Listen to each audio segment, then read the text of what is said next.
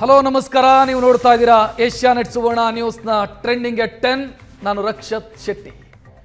ತಮಿಳುನಾಡಿನಲ್ಲಿ ವಿಧಾನಸಭೆಯ ಫಲಿತಾಂಶ ಪ್ರಕಟವಾದ ನಂತರ ಅಚ್ಚರಿಯ ಫಲಿತಾಂಶ ಬಂದಾಗ ಎಲ್ಲರೂ ಅಂದ್ಕೊಂಡಿದ್ದು ಸುಲಭವಾಗಿ ವಿಜಯ್ ಅವರು ಪ್ರಮಾಣ ವಚನವನ್ನು ಸ್ವೀಕರಿಸ್ತಾರೆ ಮುಖ್ಯಮಂತ್ರಿಯಾಗಿ.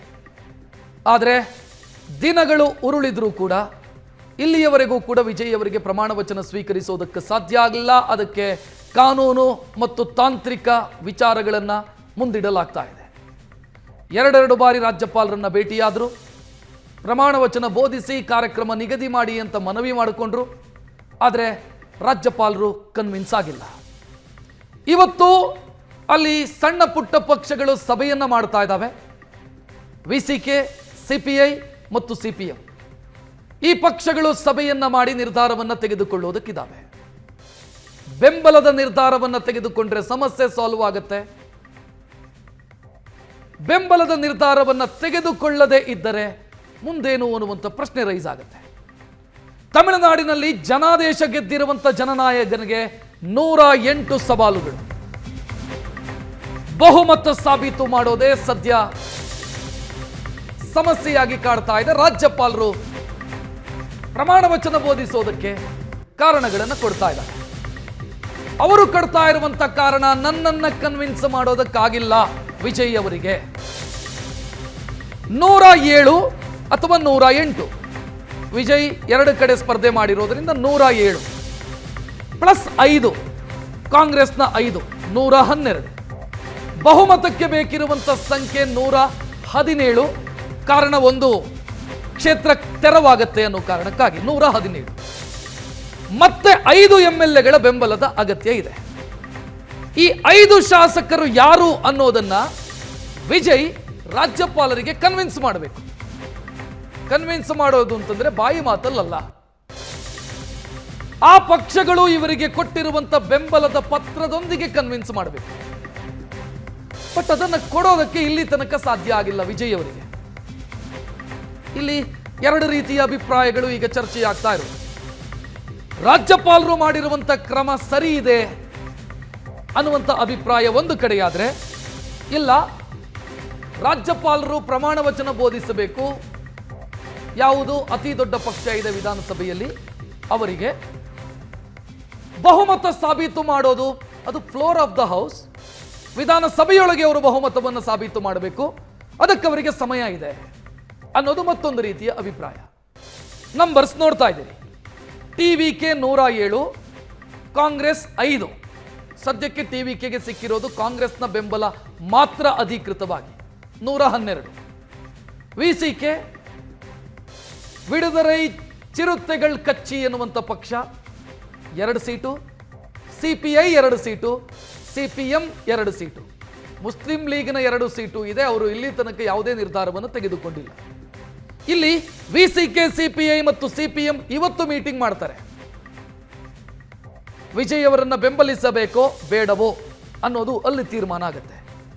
ಇದರ ಮಧ್ಯೆ ವಿಸಿಕೆ, ಸಿಪಿಐ ಮತ್ತು ಸಿಪಿಎಂ ನಿನ್ನೆ ವಿಜಯ್ ಅವರು ರಾಜ್ಯಪಾಲರನ್ನ ಭೇಟಿಯಾಗಿ ಬಂದ ನಂತರ ಇವರು ಸ್ಟೇಟ್ಮೆಂಟ್ ಕೊಟ್ಟರು. ಅವರಿಗೆ ಪ್ರಮಾಣ ವಚನ ಬೋಧಿಸಬೇಕಿತ್ತು, ಪ್ರಮಾಣ ವಚನ ಕಾರ್ಯಕ್ರಮಕ್ಕೆ ದಿನಾಂಕ ನಿಗದಿ ಮಾಡಬೇಕಿತ್ತು ರಾಜ್ಯಪಾಲರು.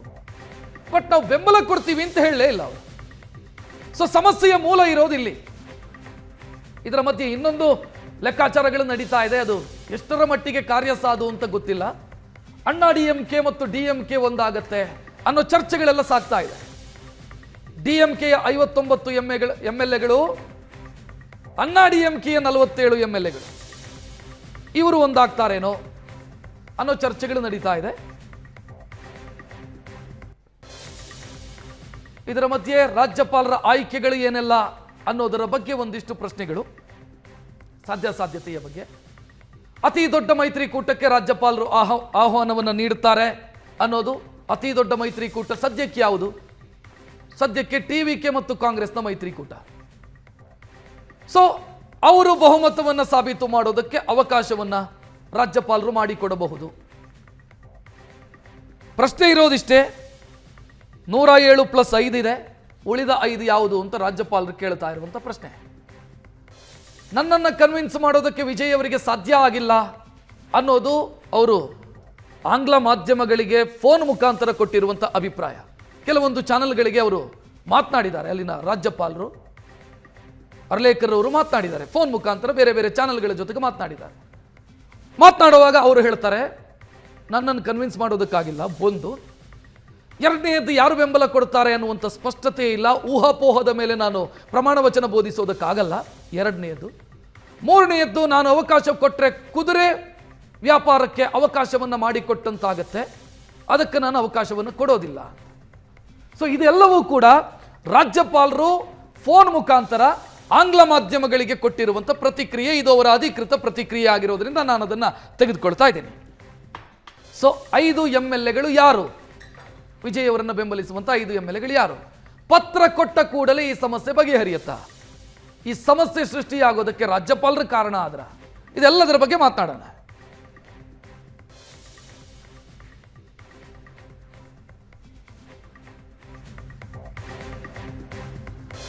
ತಮಿಳುನಾಡಲ್ಲಿ ಮುಂದೇನು ಹಂಗಿದ್ರೆ ವಿಜಯ್ ಬಹುಮತ ಸಾಬೀತು ಮಾಡಿದರೆ ಯಾವ ಸಮಸ್ಯೆನೂ ಇಲ್ಲ. ಸರ್ಕಾರ ರಚಿಸ್ತಾರೆ, ಮುಖ್ಯಮಂತ್ರಿಯಾಗಿ ಪ್ರಮಾಣ ವಚನ ಸ್ವೀಕರಿಸ್ತಾರೆ, ಯಾವುದೇ ಸಮಸ್ಯೆ ಇಲ್ಲದೆ ಸರ್ಕಾರ ಮುಂದುವರಿಯುತ್ತೆ. ಇಲ್ಲ ಅಂತಾದ್ರೆ ಯಾರಿಗೂ ಬಹುಮತ ಇಲ್ಲ, ಅತಂತ್ರ ಸ್ಥಿತಿ ಇದೆ. ಸೊ ಅತಂತ್ರ ಸ್ಥಿತಿಯಲ್ಲಿದ್ದಾಗ ರಾಷ್ಟ್ರಪತಿ ಆಳ್ವಿಕೆ ಅಂತ ಸಾಧ್ಯತೆಗಳು ಕೂಡ ಆಗಬಹುದು ಅಂತ. ಕರ್ನಾಟಕದಲ್ಲಿ ಏನಾಯಿತು ಅಂತ ನಿಮ್ಗೆ ಗೊತ್ತಿದೆ. 104 ಇತ್ತು ಯಡಿಯೂರಪ್ಪ ಅವರಿಗೆ, ಪ್ರಮಾಣ ವಚನ ಸ್ವೀಕರಿಸಿದರು, ಬಹುಮತ ಸಾಬೀತು ಮಾಡೋದಕ್ಕಾಗಲಿಲ್ಲ, ಸರ್ಕಾರ ಬಿದ್ದು ಹೋಯಿತು. ಕಾಂಗ್ರೆಸ್ ಮತ್ತು ಜಾತ್ಯತೀತ ಜನತಾದಳ ಸರ್ಕಾರ ಮಾಡಿತು. ಆ ಸರ್ಕಾರವೂ ಕೂಡ ಹೆಚ್ಚು ದಿನ ಬಾಳಲಿಲ್ಲ, ಮತ್ತೆ BJP ಸರ್ಕಾರ ಅಸ್ತಿತ್ವಕ್ಕೆ ಬಂತು. ಈ ರೀತಿ ದೊಡ್ಡ ಮಟ್ಟದ ಬದಲಾವಣೆಗಳು ನಡೆದು ಹೋಯಿತು. ಸೊ ಮಾತನಾಡೋಣ, ಈ ಸಮಸ್ಯೆ ಸೃಷ್ಟಿ ಮಾಡಿದ್ದ, ಇದೆಲ್ಲದರ ಬಗ್ಗೆ ಮಾತನಾಡೋದಕ್ಕೆ ನಮ್ಮ ಜೊತೆಗೆ ನಮ್ಮ ಅಸೋಸಿಯೇಟ್ ಎಡಿಟರ್ ರಾಜಕೀಯ ವಿಶ್ಲೇಷಕ ಪ್ರಶಾಂತ್ ನಾಥ್ ಜೊತೆಗಿದ್ದಾರೆ. ಇದರ ಜೊತೆಗೆ ಹಿರಿಯ ವಕೀಲರು ರಮೇಶ್ ಪುತ್ತಿಗೆ ಜೊತೆಗಿದ್ದಾರೆ. ರಮೇಶ್ ಪುತ್ತಿಗೆ ಅವರೇ ನಮಸ್ಕಾರ. ನಮಸ್ಕಾರ ರಕ್ಷಿತ್. ನಮಸ್ತೆ ಸರ್, ನಾನು ಮಾತನಾಡಿಸ್ತೀನಿ. ಇದರ ಜೊತೆಗೆ ಸಂವಿಧಾನದ ಬಗ್ಗೆ ವಿಶ್ಲೇಷಣೆ ಮಾಡುವ ಸುಧಾಕರ್ ಹೊಸಹಳ್ಳಿ ಅವರು ನಮ್ಮ ಜೊತೆಗಿದ್ದಾರೆ. ಸುಧಾಕರ್ ಅವರೇ ನಮಸ್ಕಾರ. ಇನ್ನು ಸುದೀರ್ಘ ಅವಧಿಗೆ ವಿಧಾನಸಭೆಯ ಕಾರ್ಯದರ್ಶಿಯಾಗಿದ್ದವರು ಧ್ರುವ ಕುಮಾರ್ ಅವರು ಕರ್ನಾಟಕ ವಿಧಾನಸಭೆಯ ಕಾರ್ಯದರ್ಶಿಯೂ ಆಗಿದ್ರು, ಗೋವಾದ ವಿಧಾನಸಭೆಯ ಕಾರ್ಯದರ್ಶಿಯೂ ಕೂಡ ಆಗಿದ್ರು. ಸರ್ ನಮಸ್ತೆ, ಕಾರ್ಯಕ್ರಮಕ್ಕೆ ಸ್ವಾಗತ. ನಾನು ನಿಮ್ಮಿಂದಲೇ ಶುರು ಮಾಡ್ತೀನಿ. ಈ ಸಮಸ್ಯೆ ಸೃಷ್ಟಿ ಮಾಡಿದ್ದ ಅಂತ, this is created by governor ಅಂತ ಪ್ರಶಾಂತ್ ನಾಥ್, ಈ ರೀತಿಯ ಅಭಿಪ್ರಾಯಗಳು ನಡೀತಾ ಇದೆ. ಪ್ರತಿಭಟನೆ ಎಲ್ಲ ಕಾಂಗ್ರೆಸ್ ಮಾಡೋದಕ್ಕಿದೆ ತಮಿಳುನಾಡಿನಾದ್ಯಂತ. ನೋಡಿ, 2018ರ ಪ್ರಕರಣವನ್ನು ನಾವು ಸ್ವಲ್ಪ ಮೆಲುಕು ಹಾಕೋದಾದರೆ, ಆಗ ಫಲಿತಾಂಶ ಬಂದ 1 ಗಂಟೆಯಲ್ಲಿ ಗುಲಾಂ ನಬಿ ಆಜಾದ್ JDS ದೇವೇಗೌಡರ ಮನೆಗೆ ಹೋದರು. ನಾವು ನಿಮ್ಗೆ ಬೆಂಬಲ ಕೊಡ್ತೀವಿ ಅನ್ನೋದನ್ನು ಬಹಳ ಬಹಿರಂಗವಾಗಿ ಘೋಷಣೆ ಮಾಡಿದರು. ಸಂಜೆ ರಾಜ್ಯಪಾಲರನ್ನು ಕೂಡ ಭೇಟಿಯಾದರು. ಬಟ್ ಆಗ ರಾಜ್ಯಪಾಲರಾಗಿದ್ದ ವಜೂಭಾಯಿ ವಾಲಾ ಅವರು ಸಿಂಗಲ್ ಲಾರ್ಜೆಸ್ಟ್ ಪಾರ್ಟಿಯ ಒಂದು ಪ್ರೆಸಿಡೆನ್ಸ್ನ ಆಧಾರದ ಮೇಲೆ ಯಡಿಯೂರಪ್ಪನವ್ರಿಗೆ ಸರ್ಕಾರ ರಚನೆಗೆ ಅವಕಾಶವನ್ನು ಕೊಟ್ಟರು, ಪ್ರಮಾಣ ವಚನದ ದಿನಾಂಕ ನಿಗದಿಪಡಿಸಿದರು, 15 ದಿನಗಳ ಕಾಲಾವಕಾಶವನ್ನು ನೀಡಿದರು. ಆಗ JDS ಕಾಂಗ್ರೆಸ್ ಸುಪ್ರೀಂ ಕೋರ್ಟ್ಗೆ ಹೋದು ರಾತ್ರೋರಾತ್ರಿ ವಿಚಾರಣೆ ನಡೀತು. ಸುಪ್ರೀಂ ಕೋರ್ಟ್ ಹೇಳ್ತು, 1 ದಿನದ ಕಾಲಾವಕಾಶವನ್ನು, 36 ಗಂಟೆಗಳ ಕಾಲಾವಕಾಶವನ್ನು ನೀಡ್ತೀವಿ, ಯಡಿಯೂರಪ್ಪನವರು ಬಹುಮತವನ್ನು ಸಾಬೀತುಪಡಿಸಬೇಕು ಅಂತಕ್ಕಂಥದ್ದನ್ನು ಸುಪ್ರೀಂ ಕೋರ್ಟ್ ಹೇಳ್ತು. ಅದಕ್ಕೂ ಹಿಂದಿನ ವರ್ಷ 2017ರಲ್ಲಿ ಗೋವಾದಲ್ಲಿ BJPಯ ಸರ್ಕಾರ ರಚನೆ ಆಯಿತು. ರಾಜ್ಯಪಾಲರಾಗಿ ಮೃದುಲಾ ಸಿನ್ಹಾ ಇದ್ದರು. ಮೃದುಲಾ ಸಿನ್ಹಾ ಏನು ಮಾಡಿದರು, ಕಾಂಗ್ರೆಸ್ ಸಿಂಗಲ್ ಲಾರ್ಜೆಸ್ಟ್ ಪಾರ್ಟಿ ಇತ್ತು, ಅವರು ಅದನ್ನು ಅಂದರೆ ಅದನ್ನು ಸರ್ಕಾರ ರಚನೆಗೆ ಆಹ್ವಾನವನ್ನು ಕೊಡಲಿಲ್ಲ. ಅವರು ರಾತ್ರೋರಾತ್ರಿ ಒಂದು BJP ಒಂದು ಬಹುಮತವನ್ನು ಅಂಕಿ ಸಂಖ್ಯೆಗಳನ್ನು ಜೋಡಿಸ್ತು.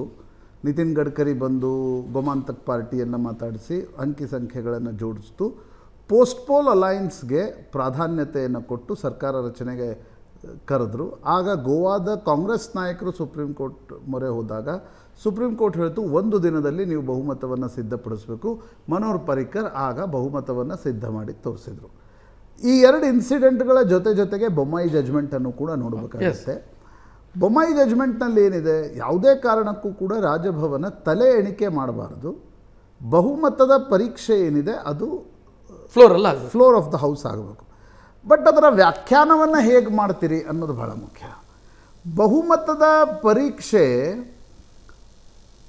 ನೀವು ಶಾಸಕರ ತಲೆ ಎಣಿಕೆಯನ್ನು ಮಾಡಬಾರ್ದು ಅಂತಕ್ಕಂಥದ್ದು ಬೊಮ್ಮಾಯಿ ಜಡ್ಜ್ಮೆಂಟ್ನ ಒಟ್ಟಾರೆ ತಿರುಳು. ಅದರ ಕಾಂಟೆಕ್ಸ್ಟ್ ಸ್ವಲ್ಪ ಬೇರೆ ಇತ್ತು ಅನ್ಸುತ್ತೆ ನನಗೆ. ಯಾಕಂದರೆ ದೇವೇಗೌಡರು 18 ಜನ ಶಾಸಕರನ್ನು ಕರ್ಕೊಂಡು ವೆಂಕಟ ಸುಬ್ಬಯ್ಯ ಬಳಿ ಹೋದರು, ರಾಜ್ಯಪಾಲರಾಗಿದ್ದರು. ಅವರು ತರಾತುರಿಯಲ್ಲಿ ಒಂದು ಶಿಫಾರಸನ್ನು ಕೇಂದ್ರ ಸರ್ಕಾರಕ್ಕೆ ಮಾಡಿದರು. ರಾಜೀವ್ ಗಾಂಧಿ ಸರ್ಕಾರ ಬೊಮ್ಮಾಯಿ ಸರ್ಕಾರವನ್ನೇ ಕಿತ್ತೆಸೆದ್ಬಿಡ್ತು. ಅಲ್ಲಿ ಫ್ಲೋರ್ ಟೆಸ್ಟು ನಡೆಯಲಿಲ್ಲ. ಆ ಕಾಂಟೆಕ್ಸ್ನಲ್ಲಿ ಬೊಮ್ಮಾಯಿ ಜಡ್ಜ್ಮೆಂಟನ್ನು ನೋಡಬೇಕಾಗತ್ತೆ. ಸುಪ್ರೀಂ ಕೋರ್ಟ್ ಅನೇಕ ಪ್ರಕರಣಗಳಲ್ಲಿ ಹೇಳಿದೆ ಫ್ಲೋರ್ ಟೆಸ್ಟನ್ನು ಮಾಡಬೇಕು ಅಂತ. ಬಟ್ ಈಗ ಇಲ್ಲಿ ಅದಕ್ಕೆ ತಮಿಳ್ನಾಡಕ್ಕೆ ಅಪ್ಲಿಕೇಬಲ್ ಆಗತ್ತಾ ಅಂತಕ್ಕಂಥ, ಈಗ ಯಾವ ಪ್ರಕರಣಗಳಲ್ಲಿ ಫ್ಲೋರ್ ಟೆಸ್ಟ್ ನಡಿಬೇಕು? 118ರ ಪತ್ರವನ್ನಾದರೂ ಬಹುಮತ ಇರ್ತಕ್ಕಂಥ ಒಂದು ಪಕ್ಷ ತರದೇ ಹೋದರೆ ರಾಜ್ಯಪಾಲರಿಗೆ ಆ ವಿವೇಚನೆ ಉಂಟು ಅಂತ ನನಗನ್ಸುತ್ತೆ. ನೀವು ಸರ್ಕಾರ ರಚನೆಗೆ ಕರಿಬೋದು ಅಥವಾ ಕರೀಲಿಕ್ಕಿಲ್ಲ ಅನ್ನೋದು that is his discretion also. ಅವರೇನು ಇಲ್ಲಿ ಬಹುಮತ ಸಾಬೀತುಪಡಿಸಿ ಅಂತ ಹೇಳ್ತಾ ಇಲ್ಲ. ಅವರೇನು ಹೇಳ್ತಿದ್ದಾರೆ, ಯಾರು ಬೆಂಬಲಿಸ್ತಾರೆ ಹೇಳಿ, ಯಾರು ಬೆಂಬಲಿಸ್ತಾರೆ ಪತ್ರವನ್ನು ತನ್ನಿ ಅಂತ. ನನಗನ್ಸುತ್ತೆ TVK ಸ್ವಲ್ಪ ತರಾತುರಿ ಮಾಡ್ತು. TVK ಆ ತರಾತುರಿಯನ್ನು ಮಾಡದೆ CPI 2, CPM 2, VCK 2 ಅವ್ರದ್ದು ಪತ್ರವನ್ನು ತೆಗೆದುಕೊಂಡು ರಾಜ್ಯಪಾಲರ ಬಳಿಗೆ ಹೋಗಿದ್ರೆ ಈ ಗಲಾಟೆನೇ ಇರ್ತಿರ್ಲಿಲ್ಲ. ನನಗನ್ಸುತ್ತೆ ನೋಡಿ, 2018ರಲ್ಲಿ ವಜೂಭಾಯಿ ವಾಲಾ ಅವರು ಮಾಡಿದ್ದು ತಪ್ಪು ಅಂತಾದರೆ ರಾಜೇಂದ್ರ ಅರ್ಲೇಕರ್ ಏನು ಮಾಡ್ತಿದ್ದಾರೆ ಅದು ಸರಿ ಅಂತಾಗತ್ತೆ. ಅಂತಿಮವಾಗಿ ವಾದ ಪ್ರತಿವಾದಗಳನ್ನು ಯಾವ ರೀತಿ ಬೇಕಾದರೂ ಹೇಳ್ಬೋದು. BJP ಪರ ಇದ್ದವ್ರು ಹಿಂಗೆ ಹೇಳ್ಬೋದು, ಕಾಂಗ್ರೆಸ್ ಪರ ಇದ್ದವ್ರು ಹಂಗೆ ಹೇಳ್ಬೋದು. ಬಟ್ ನೋಡಿ, BJP ಕಾಂಗ್ರೆಸ್ಗಳ ಸ್ಟ್ಯಾಂಡ್ಗಳನ್ನು ನೋಡಿ ನೀವು. BJP ವಜೂಭಾಯಿ ವಾಲಾ ಮಾಡಿದ್ದು ಸರಿ ಅನ್ನತ್ತೆ. ಬಟ್ ಇಲ್ಲಿ ಅದರ ಪೂರ್ತಿ ಅವರ ವಾದನೆ ಬೇರೆ ಇದೆ.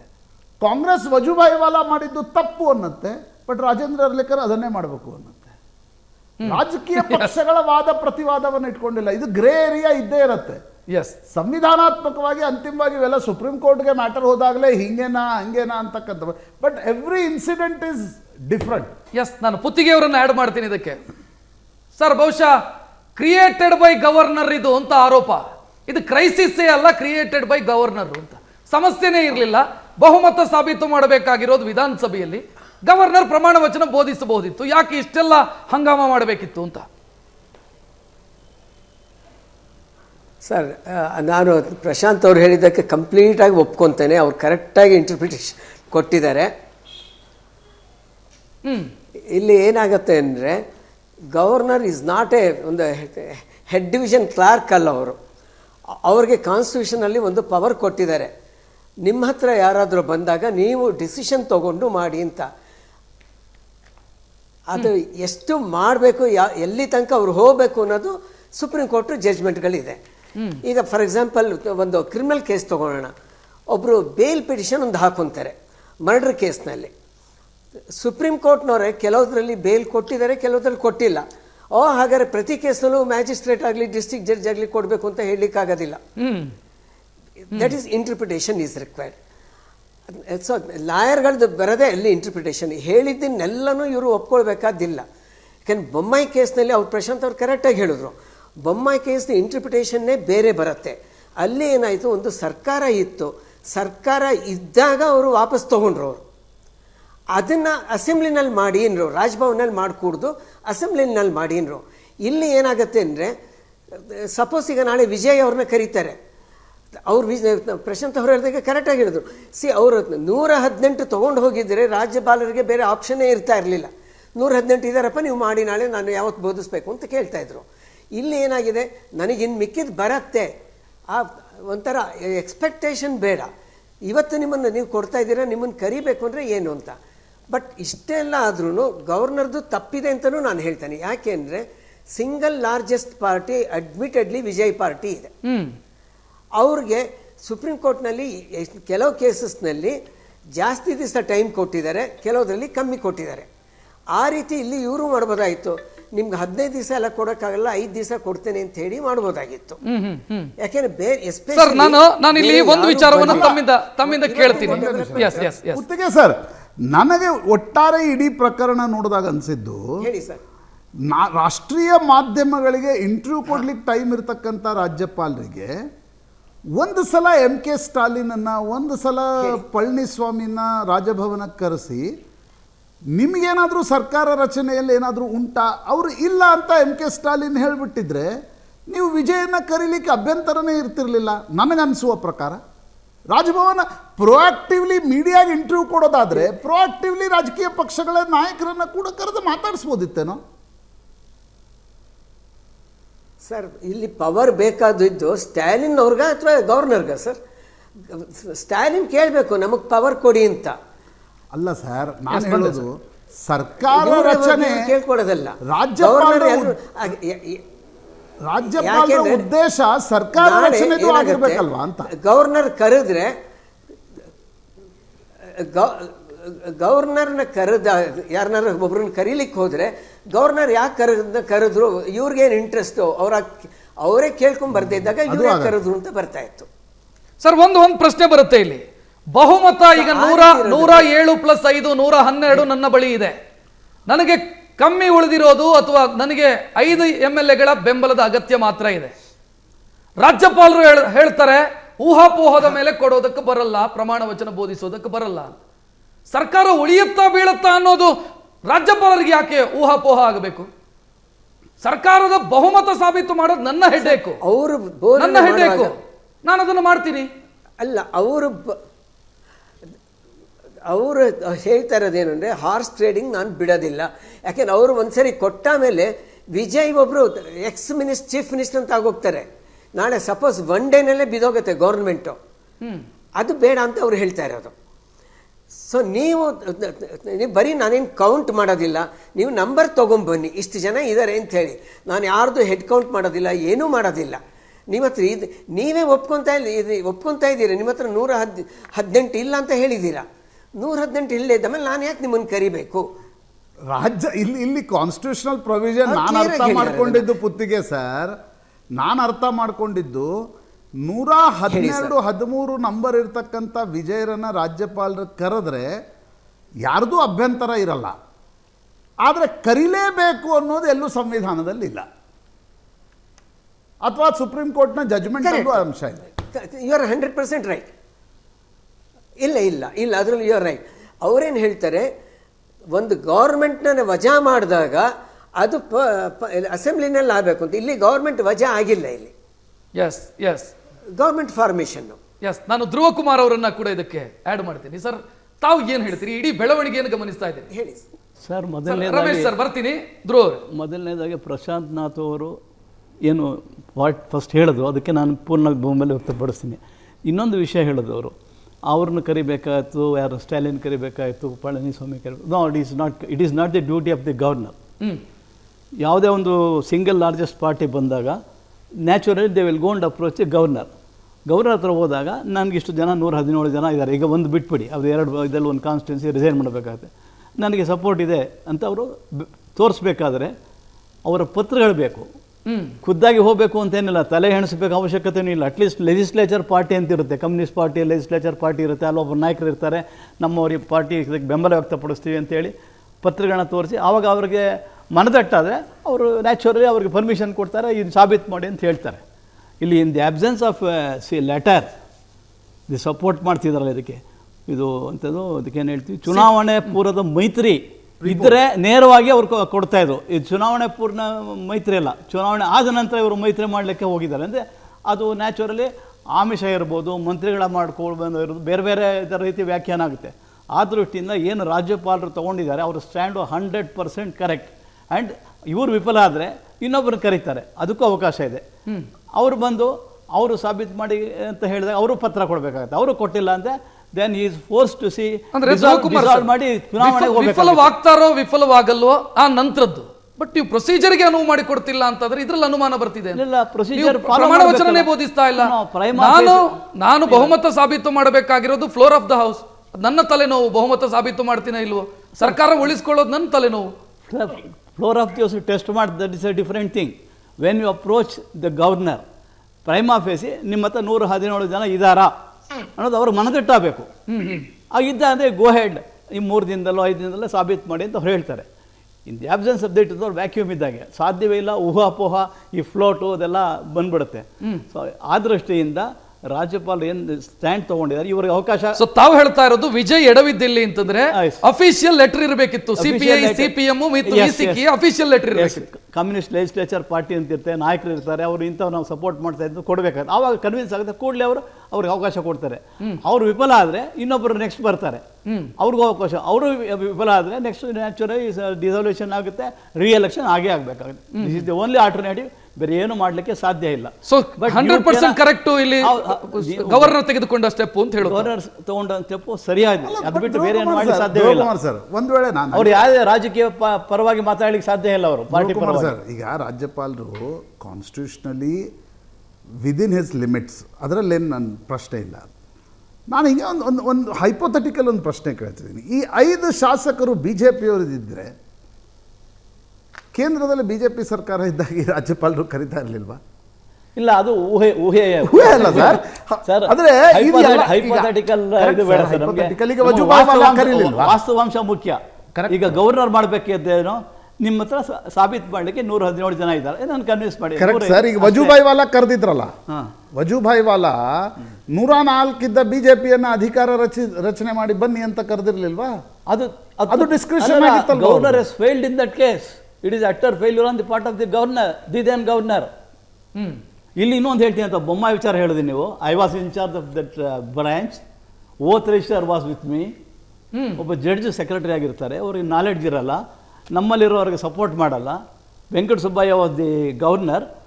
ಅವರು ಸೆಕ್ರೆಟರಿ ಇವ್ರಿಗೆ ಫೋನ್ ಮಾಡ್ತಾರೆ, ಈ ಥರ ಪತ್ರ ಬಂದು 18 ಜನದ್ದು ಏನು ಮಾಡೋದು ಅಂತ ಕರೆದಾಗ ಅವ್ರಿಗೆ ಯಾರು ಸಪೋರ್ಟ್ ಮಾಡಲ್ಲ. ನಮ್ಮ ಸೆಕ್ರೆಟರಿ ಡಿಸ್ಟ್ರಿಕ್ಟ್ ಜಡ್ಜ್ ಇರ್ತಾರೆ, he has no knowledge. I was in charge of that branch, the oath register was with me. Then ಅವ್ರಿಗೆ ಹೇಳ್ತೀನಿ, ಸರ್ ಆ ಸಿಗ್ನೇಚರ್ ವೆರಿಫೈ ಮಾಡೋದಕ್ಕೆ ಒಂದು ಓತ್ ರಿಜಿಸ್ಟರ್ ಅಂತ ಇರುತ್ತೆ, ಅದನ್ನು ವೆರಿಫೈ ಮಾಡೋಣ ಅಂತೇಳಿ. ಅದು ಆಯಿತಾ, ಅದು ಸರ್ಕಾರ ಇದ್ದಾಗ ಅದು. ಆಮೇಲೆ ಏನು ಮಾಡ್ತಾರೆ, ಓತ್ ರಿಜಿಸ್ಟರ್ ತೊಗೊಂಡಾಗ ತೋರಿಸ್ತಾರೆ, ಅದರ ಮೇಲೆ ಬೇಸಿಸ್ ಮೇಲೆ ಸರ್ಕಾರನೇ ಇದು ಮಾಡಕ್ಕೆ ಬರ್ತಾರೆ ಅವರು. ಸೊ ಅದು ಅವರು ಮಾಡಿದ್ದು ತಪ್ಪು, ವೆಂಕಟ ಸುಬ್ಬಯ್ಯನವ್ರು ಮಾಡಿದ್ದು ತಪ್ಪು. ನಮ್ಮ ಪ್ರಸಾದ್ನಾಥ್ ಆ ಕೇಸಿಗೂ ಇದಕ್ಕೂ ನಾವು ಹೋಲಿಕೆ ಮಾಡಲಿಕ್ಕೆ ಸಾಧ್ಯವೇ ಇಲ್ಲ. ಎಸ್, ಮಾತನಾಡೋಣ ಸರ್. ನನಗೊಂದು ಚಿಕ್ಕ ಬ್ರೇಕ್ನ ಸಮಯ. ಸುಧಾಕರ್ ಅವರನ್ನ ಮಾತನಾಡಿಸ್ತೀನಿ. ಬ್ರೇಕ್ನ ನಂತರ ಕಾರ್ಯಕ್ರಮ ಮುಂದುವರಿಯುತ್ತೆ.